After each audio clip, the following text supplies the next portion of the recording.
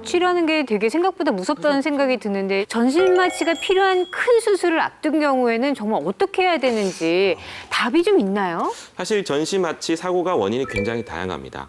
그런데 그 마취 사고 중 사실 가장 많은 부분 중 하나가 뭐냐면 이 마취 통증의학과 전문의가 아닌 비전문의가 무분별하게 마취 시술을 하는 경우를 꼽을 수가 있어요. 물론 우리나라 이제 의료법에 따라서 의사 면허가 있는 사람이라면 이 전문 과목에 관계없이 의료 행위를 할 수 있도록 되어 있긴 하지만 비전문의가 마취를 했을 경우에 특히 무분별하게 마취를 했을 경우에는 문제가 생길 수가 있습니다. 그렇기 때문에 이 마취 사고의 위험이 날 수 있는 좀 그런 위험한 경우라면 이 환자분들께서는 병원에 이 마취 통증의학과 전문의가 상주에 계시는지 미리 확인해보고 병원을 결정하는 것이 가장 중요하겠습니다. 수술할 때 마취 통증 전문의가 마취를 안 해도 그건 법에 걸리는 일이 아닌가요? 네, 말씀하신 것처럼 기본적으로 우리나라는 의과대학을 졸업하고 의사 면허를 취득한 사실 저도 지금 제가 의사 출신 변호사인데 막말로 제가 마취를 한다고 해서 그게 의료법 위반이 되진 않죠. 물론 무서워서 저는 하지 않습니다.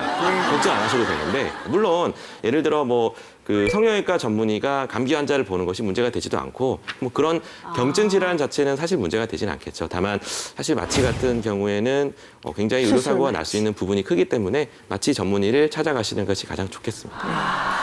근데 사실 의료사고 설마 나에게 일어나겠어라고 생각하고 그렇죠. 설마 내 가족에게 일어나겠어라고 생각을 해요, 보통. 근데 막상 진짜로 일어나고 나면은 머릿속이 하얘지고 아무 생각이 안 나고 막막해지는데 혹시 모를 의료사고에 대비할 수 있도록 저희가 알고 있어야 되는 것들에 대해서 좀 이왕이면 더 알려주시면 좋겠어요. 네, 딱 한 가지만 기억하고 계시면 됩니다. 네. 바로 의무 기록지를 최대한 신속하게 확보하라.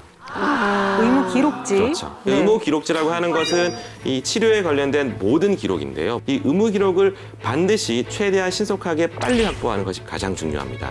왜냐하면 실제로 소송이 됐을 경우에는 이 진료 기록이 가장 유일하고 가장 거의 확실한 증거가 되는 거거든요. 의무기록 사본 발급 창구나 진료기록 사본 발급 창구에서 이 의무기록 장당 20원 내지 200원 정도로 발급을 받을 수 있도록 되어 있습니다. 또한 의료사고가 아니다 하더라도 일단 수술을 받고 뭔가 의심이 된다 하는 경우에는 의무기록지를 미리 발급받아 두시는 것도 만약의 사태에 대비할 수 있는 좋은 방법이 될 수도 있겠죠. 그렇겠네요.